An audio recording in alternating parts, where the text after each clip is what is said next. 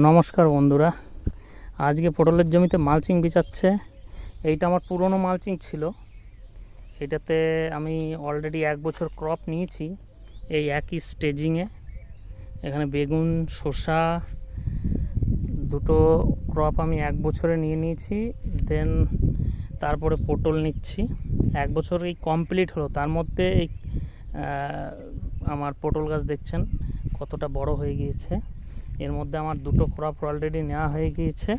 তো আজকে এই মালচিংটা ফেটে গিয়েছে, তো তার জন্য নতুন মালচিং বিছানোর কাজ চলছে। এই যে মালচিং এই স্ট্রাকচারের ভিতর দিয়ে চলে গিয়েছে, ওই মাথায় ওই যে লেবার সব কাজ করছে।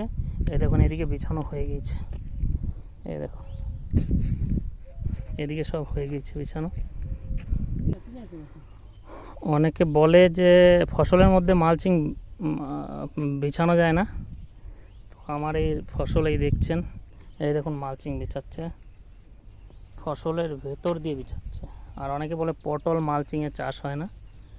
ঘাস দেখুন, এই দেখুন মালচিং ভেতরে ড্রিপ করা আছে। এই যে ড্রিপের পাইপ, এই যে ড্রিপের পাইপ ড্রিপ করা আছে।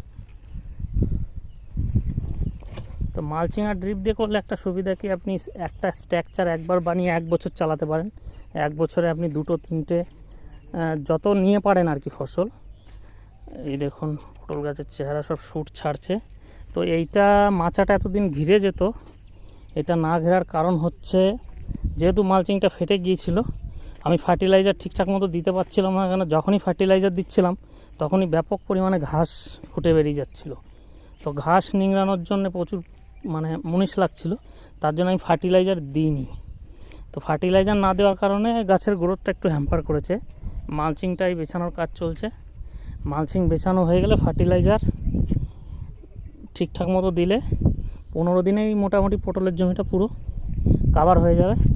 ওইদিকেও পটল লাগানো আছে, টোটাল 3 বিঘে এরিয়া আছে।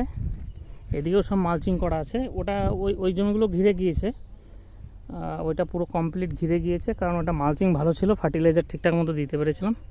এইটা যেহেতু মালচিং ফেটে গিয়েছিলো, তার জন্য এটা মাচাটা এখনও ঘেরে নিয়ে ফার্টিলাইজার খাওয়াতে পারিনি বলে। তো আপনাদের যদি মালচিংয়ে বা ড্রিপ নিয়ে কারো কোনো জিজ্ঞাসা থাকে, বা যে কোনো ফসল মালচিংয়ে করা যায় কি না সেই নিয়ে যদি কোনো মন্তব্য থাকে, অবশ্যই আমাকে জানাবেন।